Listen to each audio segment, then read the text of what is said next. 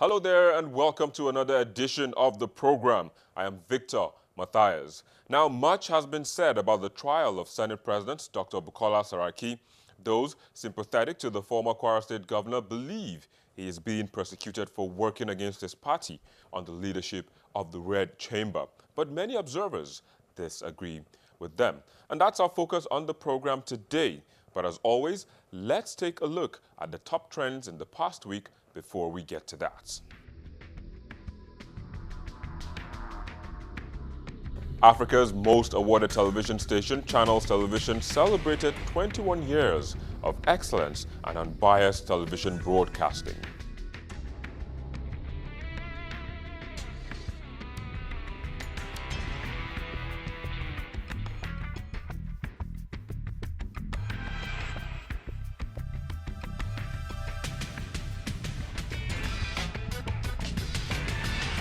Lionel Messi shocked the world by announcing his retirement from international football after losing the final of Copa America to Chile for the second time in a row.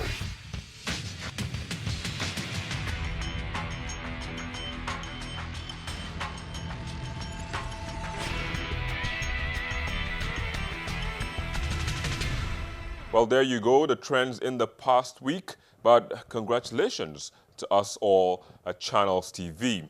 However, joining me now to look at this is the new media director of the People's Democratic Party, Deji Adeyanju. He joins us from Abuja. Thanks for coming on the program. Thank you, Victor.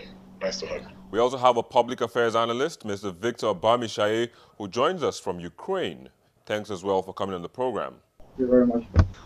And last but not the least, a social media commentator, Jibril Gawat, who joins us from Lagos. Jibril, let me start with you. What is your opinion on the trial of the Senate President? For me, I think we should stick with the issues. I don't think much about this whole situation. You've been charged to court. The case is in court. Go to court. As my Edmond used to say, a court session is not a jail sentence. So you can go to court and win your case. In Nigeria, we most often get some fundamental issues wrong. And what is the fundamental issue in this case? Are you guilty or not? The fundamental issue is, did you forge or not? The fundamental issue is, did you wrongly declare your asset or not? Someone will say they are being witch hunting. But who will hunt someone who can a witch hunter hunt someone who is not a witch? So I think if we get the fundamentals right, then we would know that people who are accused of being guilty should have their day in court and prove their case if they are guilty or not, and let the jury give the verdict. So we should move away from saying it is because this person is politically exposed or not. To the best of our own knowledge, the House rules, which were used to screen the Senate President and Deputy Senate President, were not forged. But in the wisdom of those who contested against Saraki, naturally, when you do an election, you run an election and you lose, you allege that something went wrong. They started complaining, and all of a sudden, we saw the hand of Jacob, and the voice of Esau in the matter, where the Attorney General of the Federation became so interested. And now the Senate President is charged, and his deputy are charged for forgery. And if you look at the matter critically, you will see that the Inspector General of Police, the former Inspector General of Police, was personally interested in the matter.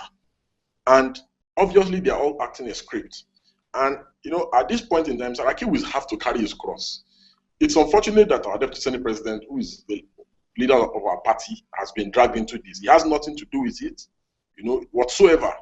The rules were there. The Senate can always amend rules. They are an independent arm of government.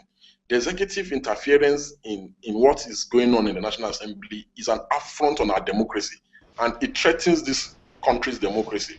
And that is what we are seeing in this charge, and that's why the Senate President and his deputy has been dragged to court. I followed Mr. Deji for quite a while. I think he's a very interesting person to follow, and while he was talking, he it's funny, because he is bringing his own issues. Uh, he understands the issue basically, but he's presenting it in the best way he can, so as to still remain in opposition. And I believe that is his job, and he has to do it. So that is why I I was laughing. But if we have to go to the issues again, the issues are: did he actually do it? So I would want Mr. DG, someone who I respect a lot, with my example, Olarewaju here. So I look up to the two of them. They are active youth in politics, and I think it's something we should be immensely proud of, their participation. But I would want to ask him that he should focus on the issues at hand here, instead of trying to come on the presentation note of present it as an opposition. Maybe that is not really needed. Probably we should just focus on the issue. Was there a forgery? Was there a false asset? Even if they go 20 years back, it doesn't matter when the crime is discovered or was discovered. What matters is that justice. So the issues are: did he commit these crimes? Maybe the devil eating with long spoon, or even using fork or using his hand. Anyone is using. Was was he guilty? That's the thing. For me, in my opinion, it's not a political witch hunt. If there is an issue, the issue is there. If it's there, there's a political coloration. For we that are outside, we want the issues dealt with. I would like to see the Senate president go to court and win his case. It will be good for the judiciary. It will be good for even someone like DG. That intonation is simple. When you win your case, it makes even the judiciary stronger. That's it. In my opinion, we should leave the drama out of it. The thing is, if the persecution of Bukola Saraki had stopped at CCT, you will have said, okay, the government is just, they were angry that, he went against their decision. He made the president look as if the president was not in charge of the party. He's a renegade, and all that. And again, bring the emergence of Ekweremadu, to becoming the deputy senate president was an insult that the president personally could not take, and the party. So this guy just had to be dealt with, and he had to be dealt with in such a way that, they will finish him politically. That was what necessitated even the CCT in the first place.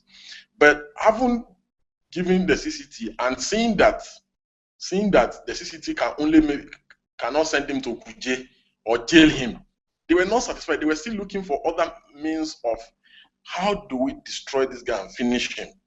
And that's why, because the CCT can only remove you from office. Again, there's a proviso in the CCT Act that says when you forget to declare an asset, the law is very clear on what happens. Bukola Saraki filled this form 13 years ago. In fact, as we speak, the asset declaration form of the president, we don't even know where it is, whether it's in Daura or is in we don't even know where it is, or maybe it's in his house in Asokoro.